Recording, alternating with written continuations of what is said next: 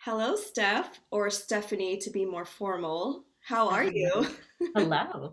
I'm doing well. How are you?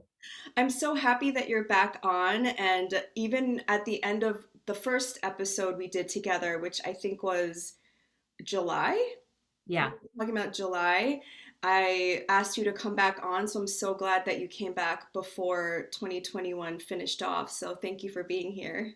Oh my goodness. Thank you for having me. I am so excited to be here. And I would also like to say, just personally, that when I'm going through Instagram, I know I said this to you the first time, but your memes just crack me up. So please Oh, keep doing it. oh, thank you. That does mean a lot. I need the extra Instagram motivation. I've been taking kind of a mental health break from the social media world, but Yeah, same. I think we took it at the same time, which was why yeah. planning for this was a little bit longer, but I feel, divine timing. Just out of curiosity, what made you and motivated you to do the break? I was just telling you before we started this that I am now a progressed Scorpio moon, which is in my fourth house of home and family and ancestry. And there are just there's a lot of stuff going on with my family. So I just haven't had, honestly, the emotional or mental capacity to produce, and do the whole algorithm grind. Right. Which Yeah. I felt the same way. I messaged you on email. I'm old school like that. Yes, I love. That I was noticing how much of my reality was being distorted by Instagram and how it was sucking me into this feeling of depression and losing hope. And that's just not me. Yeah. And I just had to like take a little break. So I honor that space. Yes, yes. It's a totally different world. And like even when you're just, you know, even if I open the stories app and like a filter pops up, I'm like, this is weird. Like that's not what my lips look like. Like that's not the shape of my jawline. Like just all of that as well. Like it's just there's so many layers to social media and the reasons why it's unhealthy and very healthy to take a break. So Yeah. yeah. Especially when we're going to come up to some pretty interesting transits and aspects in the sky coming up. So, I guess the foundation of this discussion is what to expect December and beyond till 2022. So, do you want to start off with any specific aspect or transit? Sure. So December packs quite a punch. We have a Venus retrograde. Many people are familiar with Mercury retrograde and the communication mishaps and people from our past showing up, reviewing situations and conversations that we um, haven't wanted to address. That's really a period for review and resetting and finding a new path forward. Venus retrogrades are very similar, but they are relational based. It's not just sending a typo or accidentally saying fuck off to your boss or something like that. This is like deeper relational patterns that we're experiencing with people. So we haven't had a Venus retrograde since June 2020. So we will talk about that.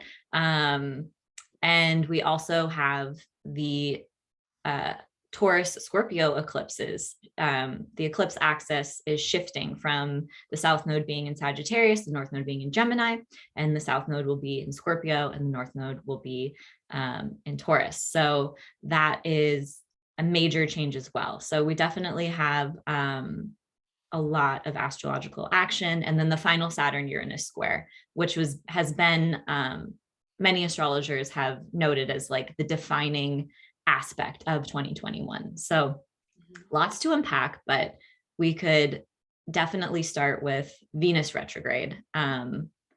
We are already in the pre-shadow period, so welcome everyone. Um, but Venus, is in Capricorn. So The pre-shadow period started around November 18th, and it will go through December 18th. Venus will station retrograde December 19th and last until around January 28th. And then the post-retrograde will be January 29th through March 2nd. So it's important to notice these blocks and these dates, because whatever comes up during that main retrograde window, it's going to harken back to the pre-shadow phase. So right now, I recommend journaling for anyone who has an astrological mind or interest, really paying attention to relationship themes. Also, Venus can speak to our finances and our wealth. So just really taking note of what kind of stories are unfolding in these areas of your life. Are there relationships you need to set boundaries within, but you're feeling a little fearful or not ready to push forward and move forward? Venus retrograde is a time where there's almost not really an option. You really will be tasked with dealing with some of these more shadow, some of our seedier elements in our relationships with people. So we can really start to track our own personal Venus retrograde stories starting now. And it will continue to unfold through the retrograde and then the post-retrograde, which is where Venus will retrace its retrograde steps until it finally leaves Capricorn after a millennium. It feels like that. Yes. Yeah. I mean, really, Venus entered Capricorn in November and it's not going to leave until March. So that's a time. That's a minute. Mm-hmm. Yeah. This Venus retrograde in particular. So, I mean, we know that Venus and Capricorn, some typical standard associations like Venus and Capricorn placements are very practical and ambitious. They're goal oriented, very much looking to build and invest in their relationships the long term. I also think of Venus and Capricorn as like very self-sufficient, almost like denying themselves of nurturing themselves and really having that vulnerability.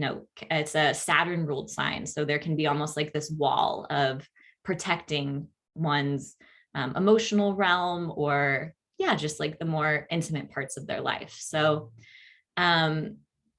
this Venus retrograde in Capricorn is going to be making some very interesting connections. It will be conjunct Pluto, and for a big portion of its travel. So Pluto is the planet of death, destruction, rebirth, transformation, all like taboo subjects, control, manipulation, jealousy, but also just profound intimacy as well. There's definitely some cathartic healing connected to Pluto. So this is not just your average Venus retrograde. This is like really a profound and transformative one that we will be experiencing, on a personal level, our own stories, and then on the collective level as well.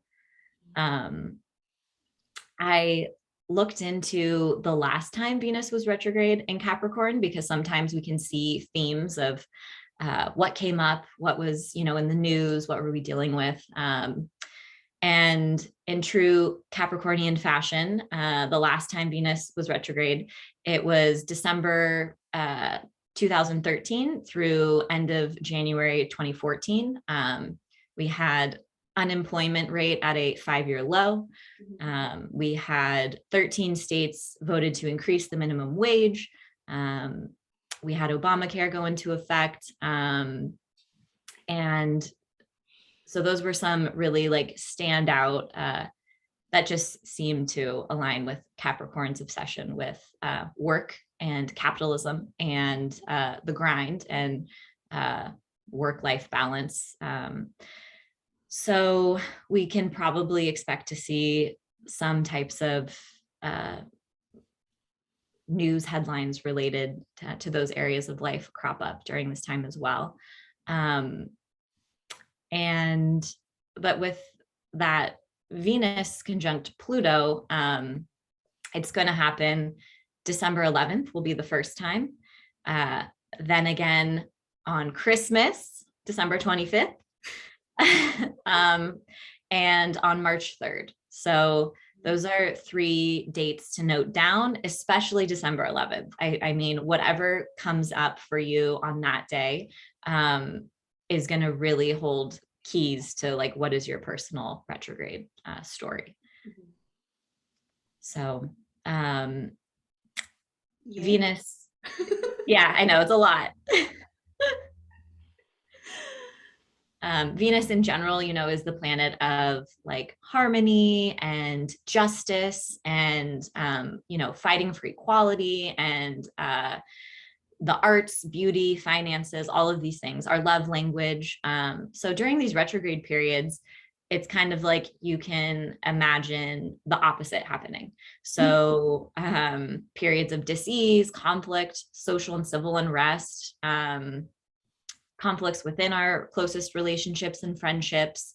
If you've been irritated with a friend and haven't wanted to confront them, like Venus retrograde is going to have that confrontation come to the surface. It's almost like Venus is going into the underworld, seeing what's already underneath the rug that we haven't dealt with. But then this Venus retrograde is conjunct right next to, on top of, the ruler of the underworld, Pluto. So there's this extra level of gravity that we will be, dealing with during this specific transit.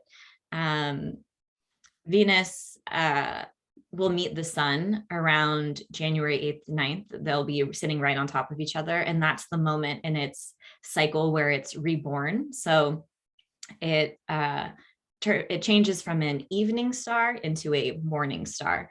And the way you can tell in your chart if you're a Venus evening star or morning star, if your Venus is an earlier zodiac degree from your sun, then you're a morning star. So it rises first. Venus comes up first in the chart. And if it's after your sun, so like say, I'll use me for example, I'm a Leo sun, but I have a Virgo Venus. So I'm an evening star. The sun rises before my Venus does. So these two types of Venus have different energies. The morning star is more reactive and action oriented, and the evening star is more receptive, inward thinking.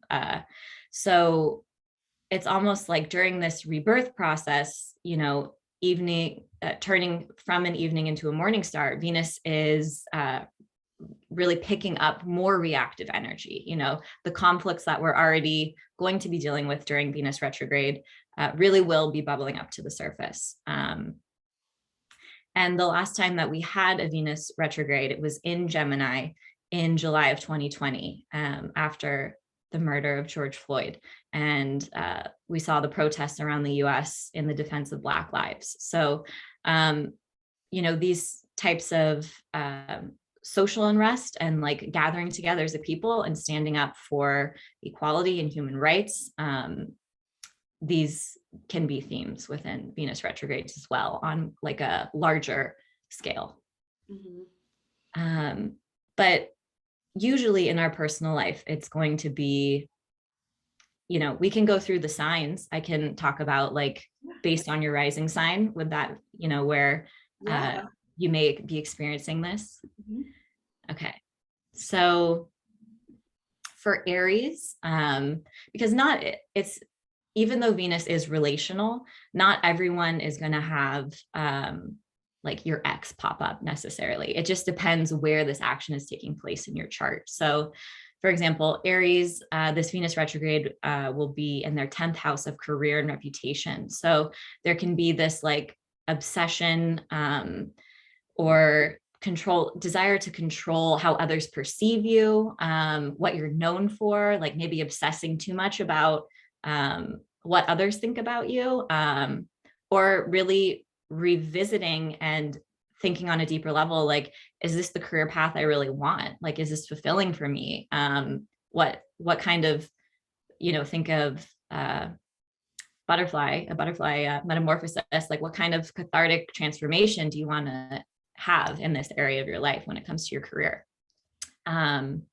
Taurus risings, this is going to be in their 9th house. So that's spirituality, belief systems, politics, religion. So really shaping and revisiting and rethinking your worldviews could be something that comes up. A lot of debates, a lot of fights, that could related to different polarizing worldviews could be something that is more prominent during this time for Taurus risings.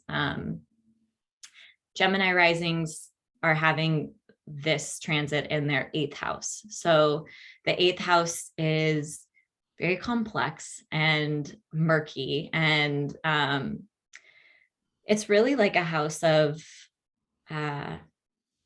it's like where we have our shit that we know we have, but we're hiding it from other people. So it's a psychological house. It's a great place and time to do shadow work, to work on our fears, our insecurities, patterns that have been affecting our psyche and holding us back in some way, really processing some of our deeper pain. This is really a profound time for any type of healing work. See a therapist, whatever, works well for many different ways to process, but definitely an introspective time for sure. Cancer risings, this is in your 7th house of committed partners. So Cancer risings could definitely see exes pop up, or if they're in like a stable relationships or, it could be something going on with a partner or partners, something intense going on in the life of someone that they're seeing. Leos have this happening in their 6th house. So the 6th house is day-to-day routines, illness, personal sacrifice. So, caregiving for me as a Leo rising, a big portion of my life has revolved around caregiving and helping care for my sister. I see this is how it's going to show up for me in my personal chart. But reconsidering your health and also like your work-life balance. So your needs, this could be a time where you're kind of running raw, like running just worn down. So really making sure that you are prioritizing a balance between your needs, making sure that they're being met as well if you're giving and giving to others. Virgo risings, this is in your 5th house, and that's the house of romance, sex, creativities, hobbies, but risks and adventures. So this is definitely a placement if you're a Virgo rising or have a lot of Virgo placements. You could see old lovers pop up in your DMs or be sorting through like situationships, if you're kind of in a amorphous, undefined relationship and you want something, this is the time to really hash it out. Like what does that look like for you? Also, Pluto being there, maybe experiment with different things. Absolutely. It would be a great time to let your sexual fantasies and desires run wild. It's, obviously consent and comfort with your partners, but this is really it's a sexy transit for sure. That's one way it can manifest. It's definitely not without some like intense speed bumps, but there's definitely a sexiness to this transit for sure. And with it in that house, this is, a wonderful time.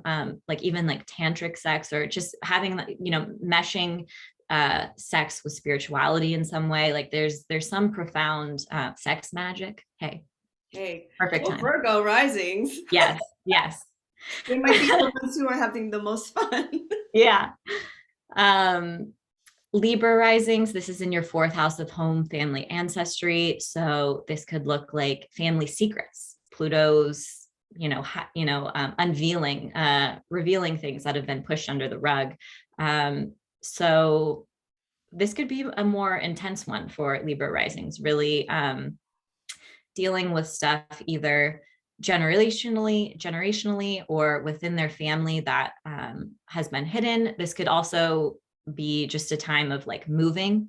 Maybe you're renovating your home, or you need new roommates, or maybe your living situation isn't sustainable anymore. So really a time of your personal comfort, reevaluating what that looks like in the physical world. Scorpio risings, this is in their third house of communication, siblings,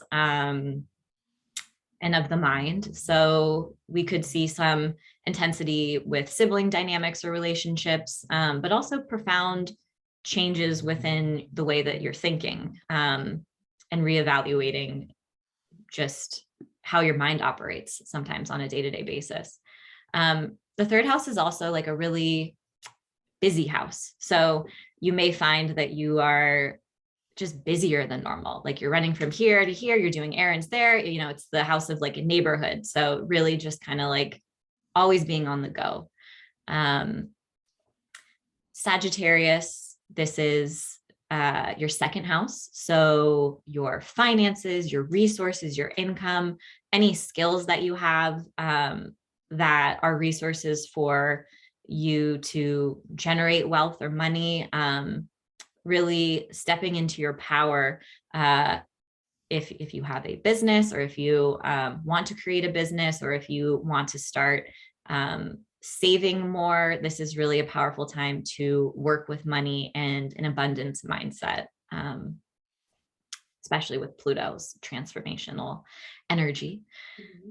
And Capricorn rising. So this is their first house of self identity.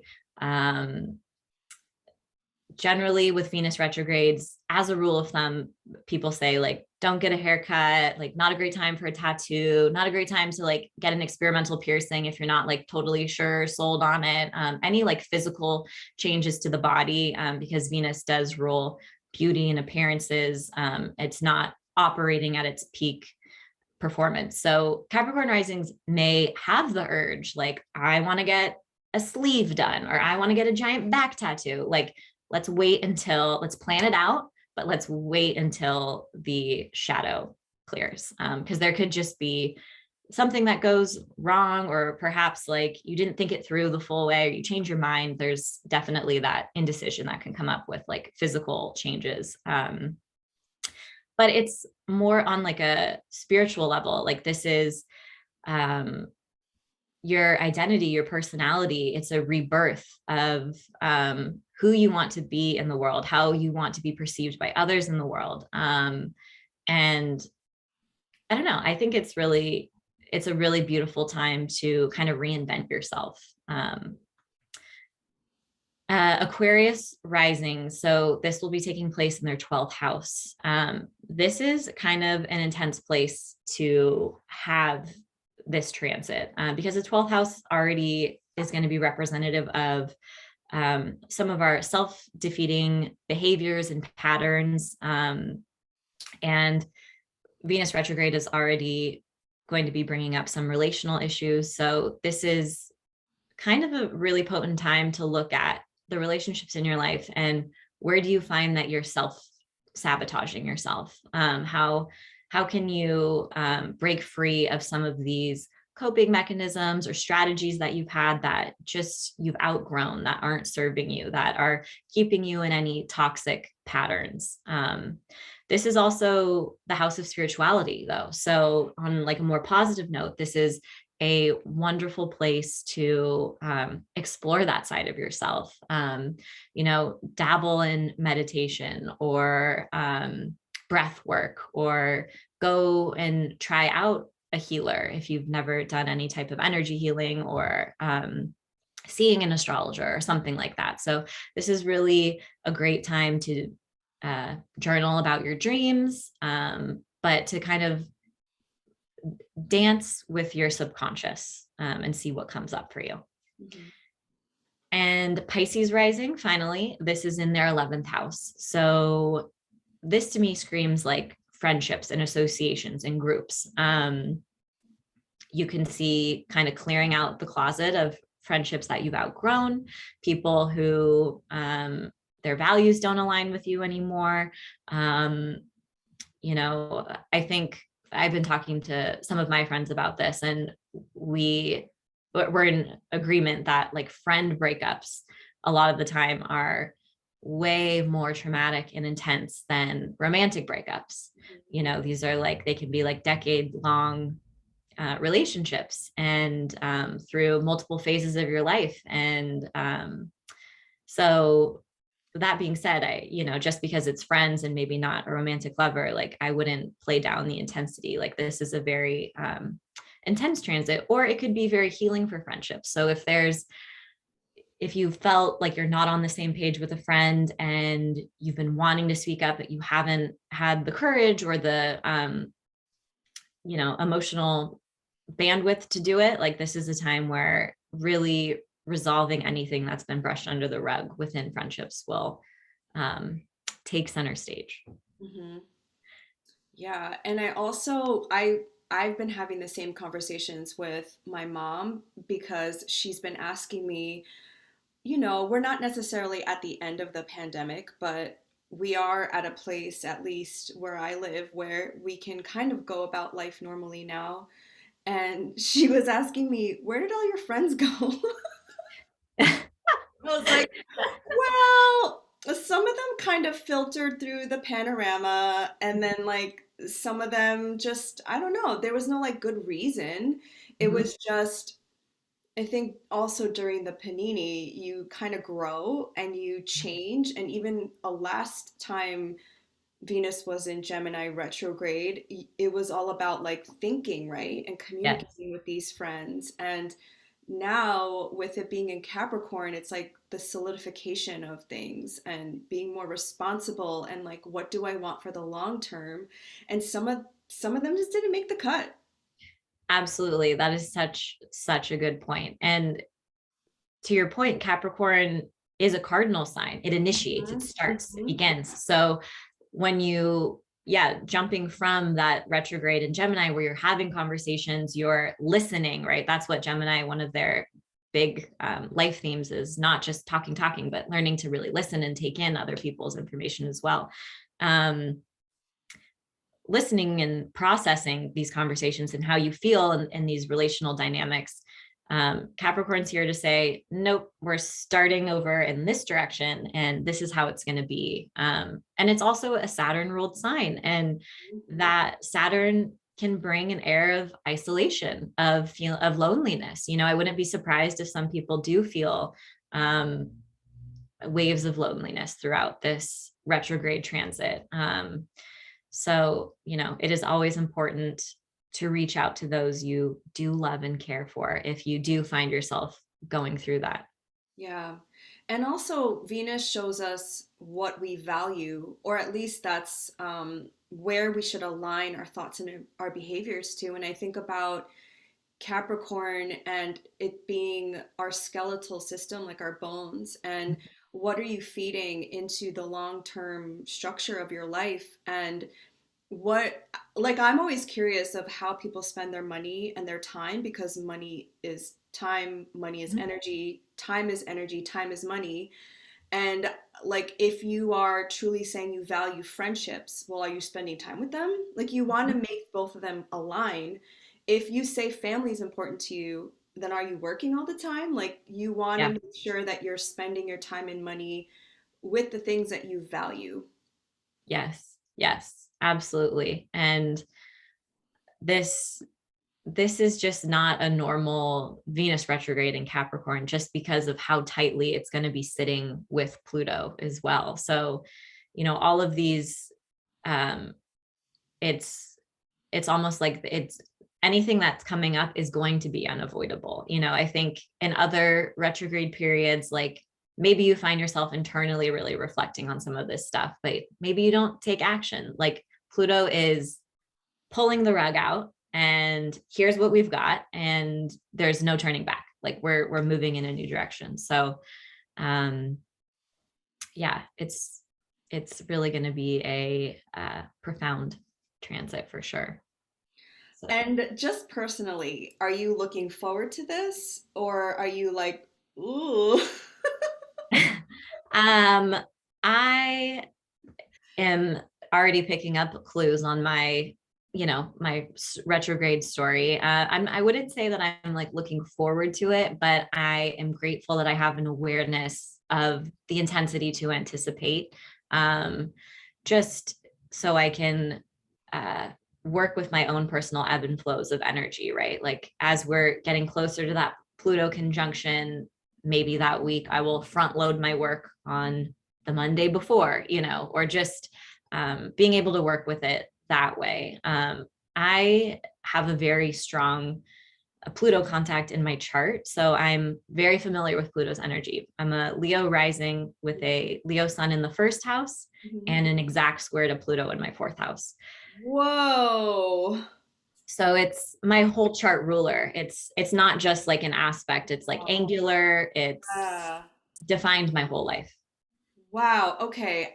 We have to do another episode just on Pluto. I'm thinking about getting Pluto tattooed on on somewhere. Yes. The actual, not the P, the other one. I like the one Okay. with the little circle and Oh, yes. And I the love that one. Yeah, I love yes, that one. yes, me too.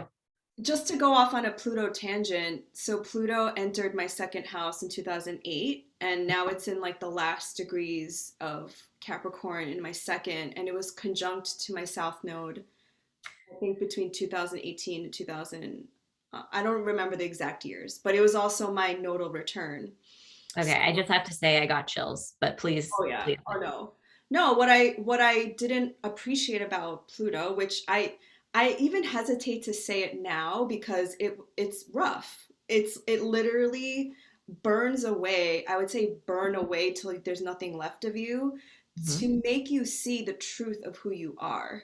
Like mhm, literally removing all of the material realm and like what you consider to be valuable, and specifically that's for me because it's in the second house, to make you show you what the truth is. But I can say that going through all of that Plutonian stuff, it makes me feel like I have a solid basis of what is true, on a spiritual level, an esoteric level, and it helps me to see this world with different eyes, and I don't think any other transit can make you do that to quite to such a degree. So I sympathize with you in your Pluto aspect, which you just experience every day.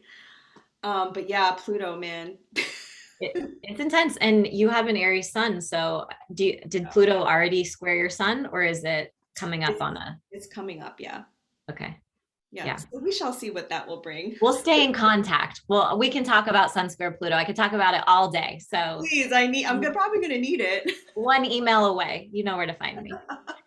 Um, Help. but yeah, it's those are some. Mhm. Yeah, I truthfully got chills when you were describing that. That is Pluto South Node. Yeah, that's a once in a lifetime transit, literally. Yeah. And every once in a lifetime transit, and that like every astrologer is like, wow, that's really bad. I have in my chart already had. They're like, Well, oh, but I will say there's bad, but it's also there's so much personal power and oh will and determination, and it's like once you perfect description of Pluto, like it literally burns you away. Like I've had so many moments in my life where I can't move, there's so much intensity and chaos going on in every aspect that, and that's like a symptom of depression, but like really feeling lifeless, feeling like, oh, I can't move, I can't function, can't eat, can't do anything. But then there is this rebirth afterwards. You slowly start to step into your power. And every time you make it through one of those periods or these Pluto moments, um, you have this like you said, like this deeper sense and knowing of what matters, who matters. Yeah, your sense of spirituality, your connection to the world, your values, are just constantly being transformed. And it's really a healing, it's a healing planet ultimately, but through the darkness, like you're literally dragged to the underworld, and through that pain or trauma, whatever it is that's been experienced, you're able to help others, right, guide them through these experiences as well. So And Pluto is, well, Pluto transit is a time when it really is about surrendering and mhm. observing. There's nothing you can necessarily control. So, what are some remedies that have helped you? um well, it's really hard because that's exactly what you should do during a Pluto transit. Surrender, exactly what you need to do. And it took me up until last year to realize that. Yeah. Um, because if you're born with, some intense Pluto aspect, all you want to do is control, because so much is out of control in your life. You want to just, my Virgo moon really went to town trying to like manage spreadsheet everything, that you can control. Um, but what's really, really helped me within the past year is EFT tapping. Hmm. Oh, I like that. Yeah, I'm in the process of getting certified, and I am going to start combining it with astrology and like Love that. and working with people on their charts and some of the more difficult placements in their charts, but combining it with yeah, EFT tapping. It's really helped me experience embodiment and like, oh, like literally being in the present, like not dissociating, and just having, yeah, that we are a body, we are here in the present. That's one of the hardest things to do with during Pluto transits, is to surrender and be in the present. So that's something that's helped me a lot. Meditations, like guided meditations, I do one every night, like not anything particular, just whatever floats my boat on YouTube, like but that's something that has also been very healing and helpful. And I think that's important, actually. What you brought up is to bring it back to the body because we're talking about astrology. And I think there is a beautiful healing balm of it when we look up at the stars. And I think I forget what, I think it's EMDR, the eye Mhm. movement, where when you look up at the stars, like when your eyes look up, it makes you immediately happier. Yeah. And because we are talking about the stars and the celestial bodies, but there also has to be the embodiment piece where we apply these energies into our body and our physical movement here on earth, because just talking about ideas and myths can only Yeah. get you so far until you actually apply it. So I really love that you brought in the tapping and the meditation, because I think it is understanding astrology and then incorporating that into your life. Yeah, trying to work with it. Another thing that you just reminded me of is a practice of grounding. Hmm. So going out, making sure your toes are in between some grass, like feeling connected to the earth and that pull. Like imagine the centers of your feet are being pulled into the deepness of the earth, and like having sun, depending on what elemental heaviness we have in someone's chart. Like I'll always recommend to my clients, like if they're earth dominant, like with your feet, the grounding practice. If you have a lot of fire, like make sure you're catching some rays. Like we need some sunlight in our lives, but that actual having that experience of yeah, connecting with the earth on a deeper level. Like we're literally on this rock spinning around in this giant universe. So we're here for a reason to connect with our surroundings. I love that. I'm gonna email you separately about my natal Sun square Neptune. And I need some kind of tapping for that. Oh my gosh, I love it. Yes, email me your time and we'll come up with some tapping scripts for you. Amazing. Um, I love how we kind of wrapped up. Unless you had more to say about Venus retrograde, we can move on to the last eclipse in Sag, and then maybe Taurus and Scorpio. Sure, sure. Um, so yes, we have our final eclipse in Sagittarius on December 4th. It's at 12 degrees Sag. I'm going to see if I can actually pull up the chart. I don't have it in front of me. But it's our final eclipse in that series, which is a big deal. We've been experiencing these eclipses on the Sag Gemini axis for the past 18 months. And on November 19th, we had our first eclipse in lunar eclipse in Taurus. So the nodes will be shifting. The December 4th eclipse is pretty far away from the nodes. So the node's at 0 degrees and this will be at 12 degrees. So still considered a solar eclipse, but there's some distance there. Obviously, the closer that the luminaries are to the nodes, the more intensity we can usually feel from these events. Solar eclipses are always about beginnings, initiating, starting new things. So really taking a look at where Sag is in your birth chart, depending on your rising sign. This is where you will notice a final hurrah in this series. At this point, you should have some idea of like what was your theme for these eclipses. Like what were some things that you released? What are some things that you started? And you can also think back to October 2001 through April 2003. That's the last time that the nodes were in this place. So whatever was going on in your life, this is almost like picking up that part of the story. So yeah, the eclipse itself is close to Mercury. Mercury will be forming a square with Neptune. So that can bring just kind of like confusing communication, misunderstandings, but also periods of like, you may get really high and have a psychic moment, like like periods of heightened spirituality. Paranoia and anxiety can also kind of be kicked up with Neptune. And it's just important to be really extra mindful of our words there. The eclipse itself will be ruled by Jupiter, which is in Aquarius. So that's more of an expansive, a benefic, bright energy in the sky.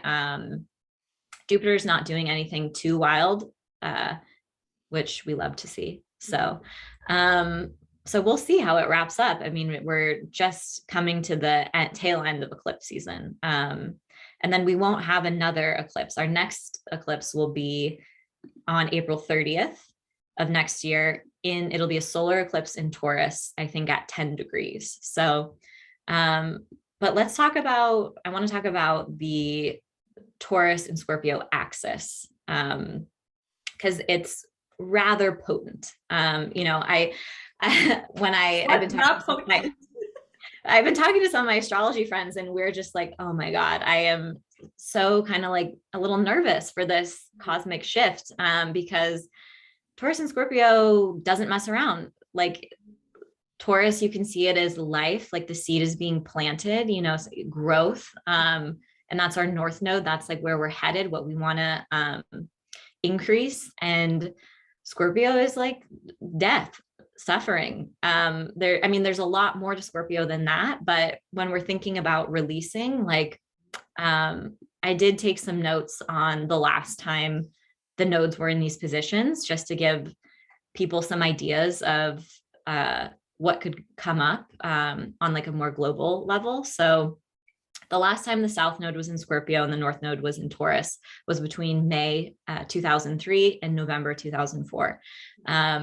So one of the main things I saw was just that there were tons of hurricanes, like massive hurricanes that had a lot of casualties and death, like not just like destruction, but natural disasters. A massive earthquake in California in San Simeon that caused $300 million in damage. And some people did die. So I think, if you think of Taurus and our environment and the earth is really fucking pissed at us for all of the most reasonable, for really good reasons. And we could see an uptick, of course, like you don't need an astrologer to tell you, but in natural disasters. We had the Iraq and Afghanistan wars going on. We had NASA landed on Mars. We had the CIA admit that there was no imminent threat of weapons of mass destruction when they decided to invade Iraq. So like these secrets being released. So this is just a heavy axis. So there's a couple things for people to consider. If you're wondering, like, how is this going to impact me in my chart? What are these eclipses? How will they show up? You can think back to that time period in 2003, 2004. And you can also think back to September 2012 through March 2014.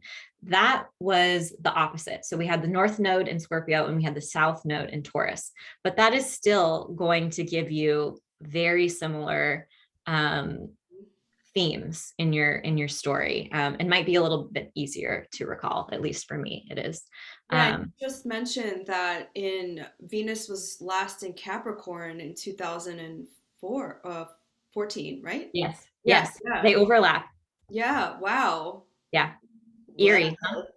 I know. It's like we're like living in some cyclical universe or something. It's so wild. Nobody believes us, but hey, that's okay. Yeah, totally, totally. And during that time frame, there was a lot of other hurricanes that I saw, natural disasters. We had Sandy Hook. We had the Boston Marathon explosion. We had fatal tornadoes in Oklahoma. We also had SpaceX launching flights into space. We had a shift with the Energy Independence and Security Act, which was banning the selling of certain light bulbs throughout the entire nation. More Obamacare went into effect.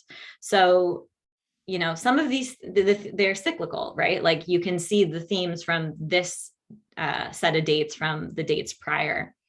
And this series that we're going through will last until 2023. So this is our next story. I can give like a quick personal example. So these eclipses are taking place in my 10th house and my 4th house. And in 2012, they were, but opposite, right? I had the South Node moving through my 10th and the North Node in my 4th.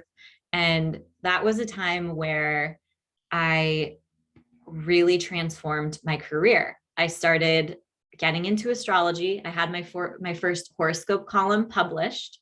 I left retail. So I had worked in retail for 11 years and to support myself through college. And it was something that I kind of, thought I was going to have to do forever. I was like, getting into journalism which I originally pursued before witch shit. Yeah, because you can't major in that. Apparently, it's no mistake. But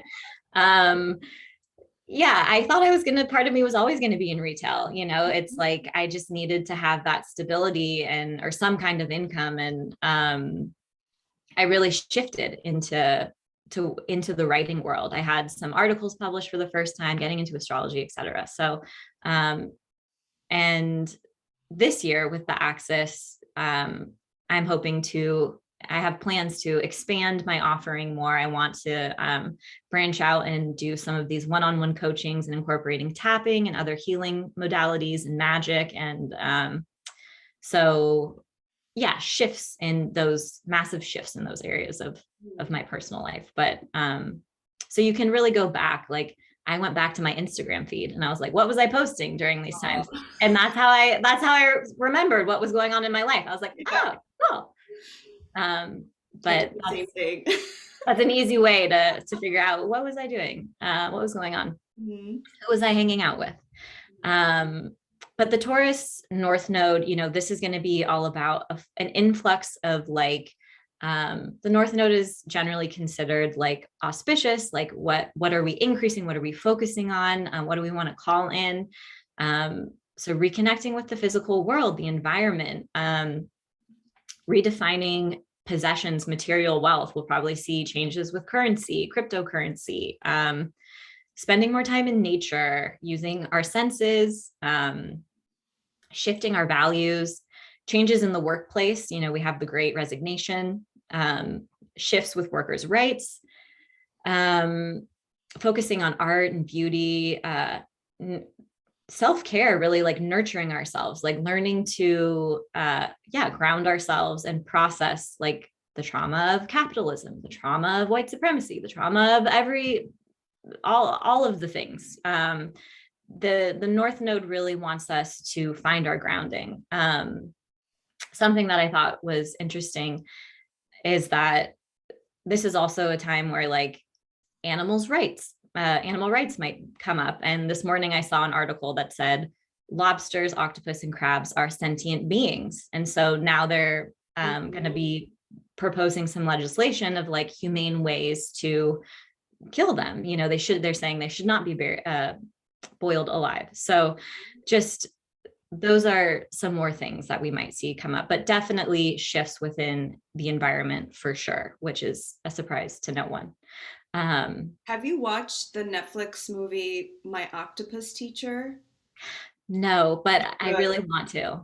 And every time I watch another documentary, my list of animals that I eat keeps getting cut down because I They're have not eaten an octopus since then. Oh, they're so smart. They're They're so smart. so smart. They're Are like our little aliens in our yeah. ocean. Oh yeah. Oh yeah. Watch I that. think I think the ocean, I think they have their own society going on down there. I think Oh, they've got, totally. yeah, there's stuff. Yeah. They can communicate. They've got rule. Yeah. Um, I forget where it was. I feel like it was somewhere in the Bay Area, but there was like this octopus that literally kept escaping from the aquarium. Like it was like, bye bitches. And it kept like going through, like squeezing into who knows what, because they can go into like the tiniest little things. Yeah. And yeah, it basically like freed itself eventually and was like, I'm not coming back. And like, yeah, they're smart for sure. They're so smart. It's such a beautiful movie, and you just reminded me of that movie when you brought up the sentient beings. And I felt like that about lobsters too, and how they kind of scream. But I mean, I love lobster rolls, so this is gonna take me a little while. It's gonna That's take okay. You do whatever you need to do. And I'm sure there's humane ways to make lobster rolls, right? Like we yeah. just don't, yeah. Um, but yeah, so a lot of focus on nature, the environment, our finances, our work, uh, the role of work in our lives. Like, are we continuing to work remote? We're not going back to pre 2020, the grind, there's a shift in a collective shift. Mhm. Um, Now the Scorpio South Node, this is the point of release, what we need to get rid of, what we need to transform. And a Scorpio South Node, can govern sexuality, reproductive rights, more long-term investments, are shared assets and resources, um, death, taboo, human suffering, vulnerability. So it's just intense as fuck. There's no other way to put it. Like this is like one of the most, I feel, intense South nodes that you can have out there. So we're definitely in for some massive shifts. Mhm. Yeah, and it also when you brought up the decolonial work, this is happening in the US Sibley's chart of the 12th house. And I think, well, the South Node being in Sagittarius to me for the US was all about kind of reprogramming our belief system around colonization and how this country was founded. And then moving into the 12th house is like releasing our romanticized version and vision of America. And like Yep. manifest destiny is very much a Jupiterian, like Sagittarian traveling, come Mm, west. mm, And it's but all the shit that you did, And yeah. I think and before we hit record, you mentioned the US's Pluto return and talking about Pluto. I definitely agree with you. I'm interested to see like what happens with all this. Yes. So just for any astrological newbies out there, Pluto return is a BFD. That's a big fucking deal. Um, we don't ever experience them as human beings ever. And that's because Pluto takes 240 some odd years, 48 years to complete one full cycle in the entire zodiac. Um, so countries that are founded and have a birth chart do experience this. This will be the first time that the US is experiencing our Pluto return. Um, Other empires and countries have experienced Pluto returns. They can be periods of fall of an economy or a nation, or just an intense transformation. Maybe they join another nation, or um, but definitely Pluto, you're never left untouched or unscathed by Pluto. You don't go back to how you were before. It is a new mode of operating.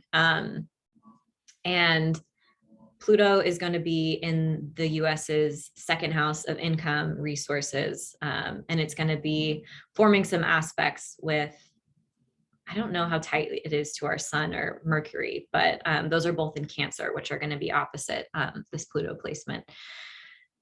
So it's going to be an intense shift, definitely in our values, definitely in our finances, our resources, how all of that capital is perceived by others in the world as well, I'm sure.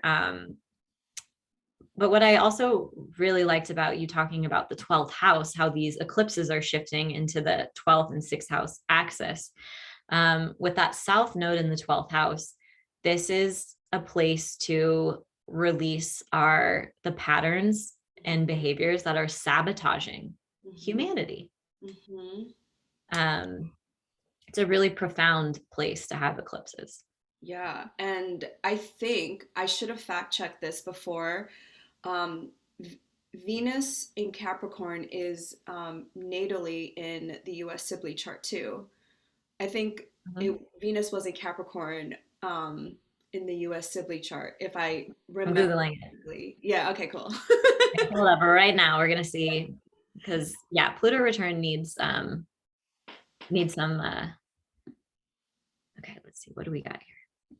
Okay, it looks like we have, so Venus is in Cancer, but that's opposite Mhm. Cap.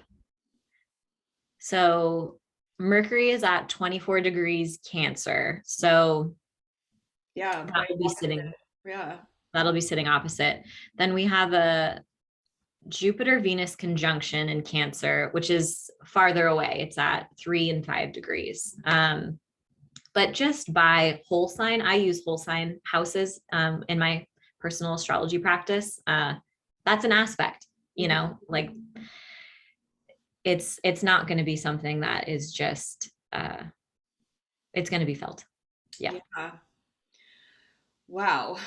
Yeah, like obviously there's everyone's going to process this in a different way, but as a true abolitionist that I am and a pretty Uranian forward person, I'm like, I'm ready to see all of this happen. Yes. Yes. Oh, Absolutely. Absolutely. And we have the Saturn Uranus squares, which were right. Yes. a mark throughout 2021. We'll have the final one on December 24th this year. And just for like a quick vibe check of what that means, Saturn is like structure, old school rules, law and order, like capitalism. It rules older things, older people, older ways. Um, and Uranus is forward thinking, disruption, change. So, you really have this push and pull between like, no, I want to keep everything the same, and like, that doesn't work for everyone, fuck you. So that is going to, we have the final meeting on December 24th of this year, but all throughout 2022, Uranus continues to be in Taurus and Saturn continues to be in Aquarius. So we will feel this energy present, you know, that push and pull between like, we need to reform and change and consider new ways of being and operating. Hmm. And also, I don't know the exact date, but Uranus is going to conjunct to the North Node next year as well, right? Yeah. Yes, yes.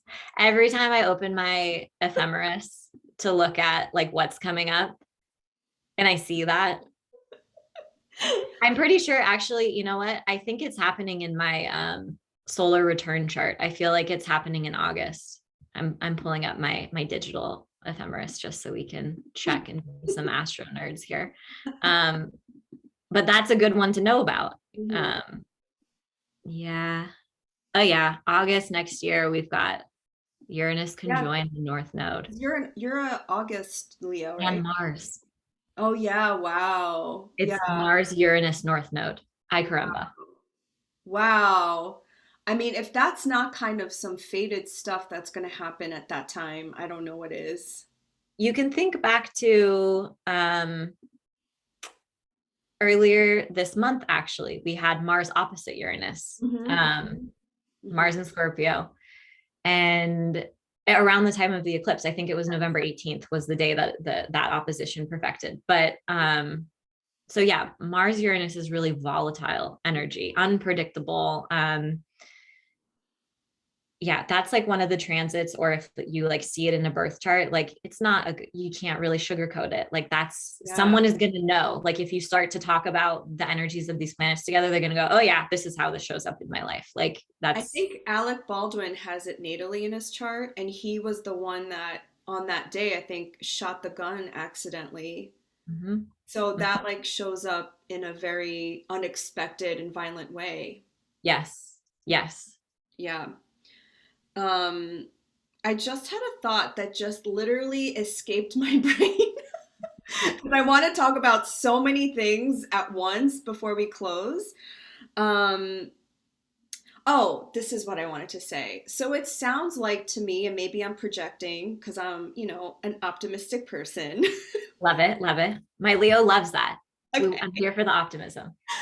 It sounds like, so we're currently in Sagittarius season, which is half of November to December. It Mhm. sounds like it's a little quiet. People are getting together. People are traveling again to visit their family and friends over the holidays. It seems very optimistic. And then once Capricorn season starts, it sounds like to me that is like the portal of change that we're moving into. Yeah, the way that I've like been compartmentalizing the sky in my brain for the next coming weeks um, was basically like November 3rd through the 19th, shit show, Hmm. intensity, emotions, overwhelming. I mean, I was getting personally activated by a lot of the transits. So not for everyone, but more, more tension in the sky during that period for sure. Um, then now that we are stepping away from the eclipse and we're in the disseminating phase, like we're more processing. Like, yes, there's still some heavy emotions associated, but it's going to be a little bit more calm until December 4th. Then we have eclipse, our final eclipse in Sag. And eclipses just bring unexpected events, unexpected energy.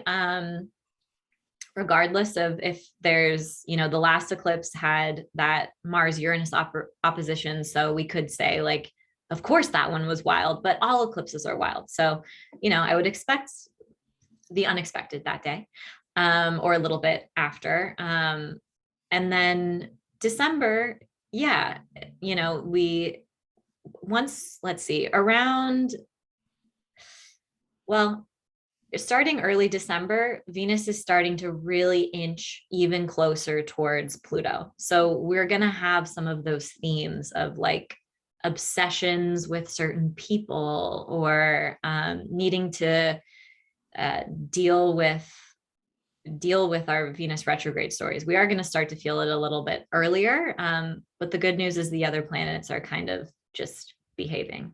And the best news of all, this is the most optimistic news of December 2021.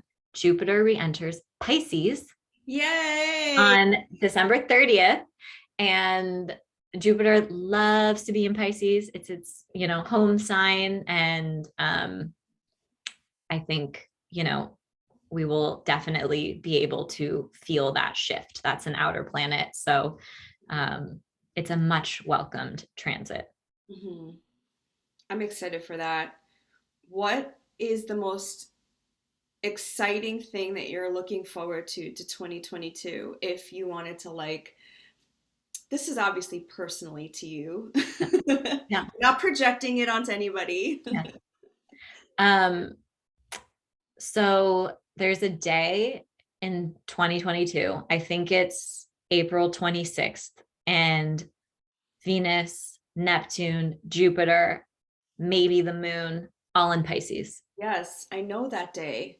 Yeah. I Yeah. made a meme about it. I like got high and made a meme about it. And I was like, this is when a mermaid was born. This is a mermaid's birth chart, which probably true, but it's just so it just feels like such a beautiful day, like all of that Pisces energy. Venus is exalted in Pisces and thrives in that position. Jupiter is in its home sign and thrives in that position.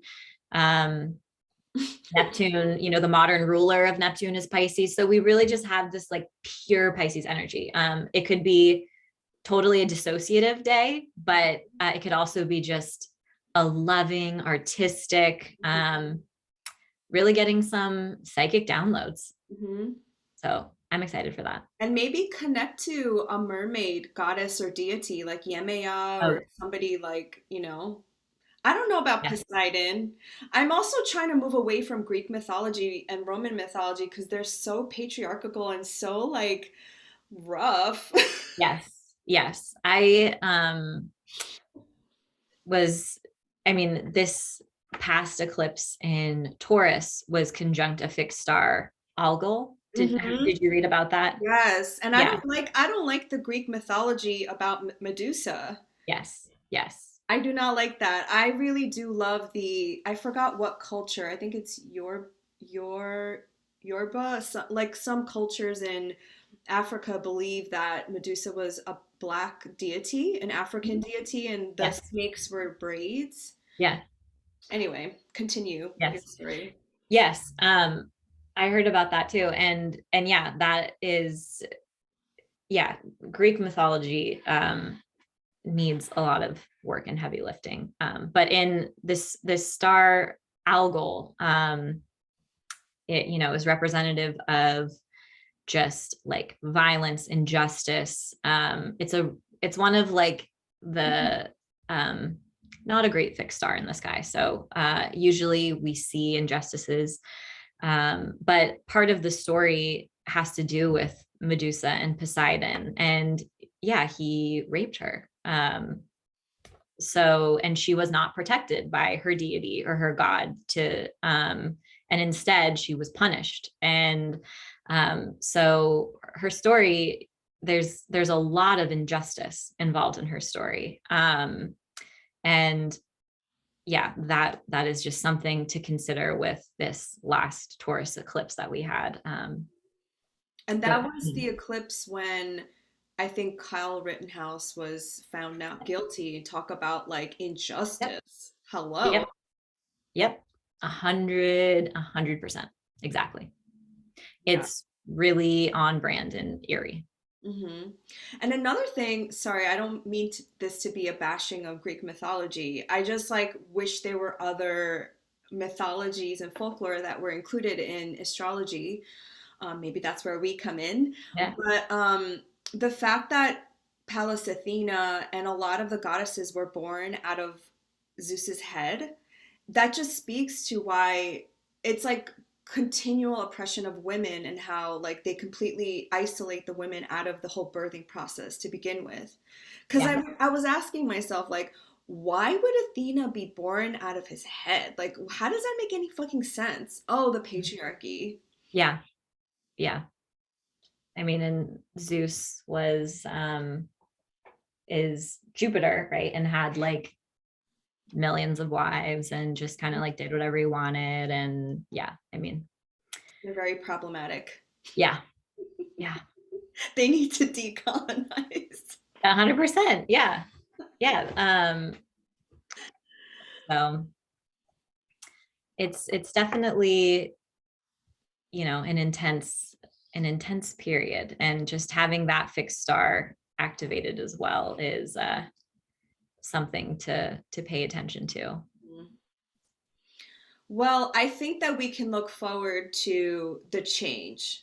Okay, and Yeah. everyone's going to respond to change differently. I think the fixed signs, your fixed sign, double fixed Yeah. sign, might have a little bit more difficulty, but you know, we all change in our own time. So I think there is change. Change is imminent. It's how you respond to it. And also, see, the optimistic side of me is pointing out the optimism.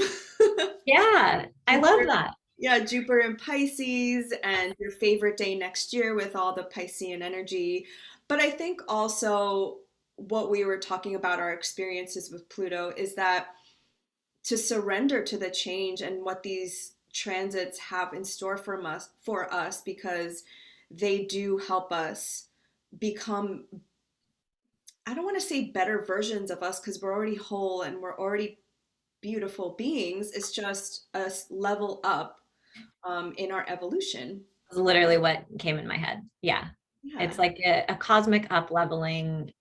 It's, you know, a cathartic event that will, uh, you'll be touched by. And there's no going back to how it was before, but surrender is key, you know, making time for yourself, whatever your personal self-care routine looks like.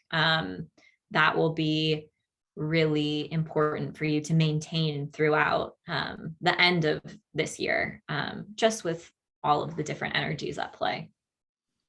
I love how we got everything that we wanted to talk about in an hour. This is your Virgo moon really like focusing us. I got a notes over here that I'm looking at. Yes. Was there anything that you wanted to share that I didn't ask or that we didn't talk about? No, I just really like, I think it's so important that you really tried to reframe this as like a positive. There are positives from these transits. Like they sound intense. Yes, there may be moments of intensity, but ultimately it's really important to emphasize that this is for our growth, our well-being. It's like a course correction, putting us back in alignment on our path. Um, Using a broom to get rid of what shouldn't be on our path, get rid of things that are no longer serving us, and just, you know, fated happenings, things that eclipses can speed up timelines. So something you've been ending a relationship, if you've been kind of like on the edge of it, like maybe it's gone on December 4th, but it speeds up things that are already were going to happen at some point. So just having that sense of knowing that this is for, yeah, you're ultimately for your good. Mm-hmm. And we chose to come at such a pivotal time in human evolution and history. Like never has there been a time of more information, more possibility. So the fact that we all get to be a part of this change is truly an honor. And I'm so excited that even like before the panini, I don't even think I would have met you. Yeah. Yeah. Right? And being able to have these conversations over Zoom, I just think it's such a gift. Yes. Yes. Absolutely. Absolutely. Well, I will link all of, I keep wanting to call you Leona because of That's your fine. Call Instagram. me whatever floats your boat. My Sun square Pluto. I can be known as anything. Whatever works for you. The lioness here. I will link all of Stephanie's information. Please, your books aren't open until next year, right? Yes. Yeah, Yes. so look out for that. Thank you so much, Stephanie. We will have to do another episode on Pluto. Yes. You're such a joy. I just love chatting with you. Thank you so much for having me. It's been awesome. And to mention, my Virgo moon is appreciating like mentally preparing for the next couple of weeks. This has been fabulous.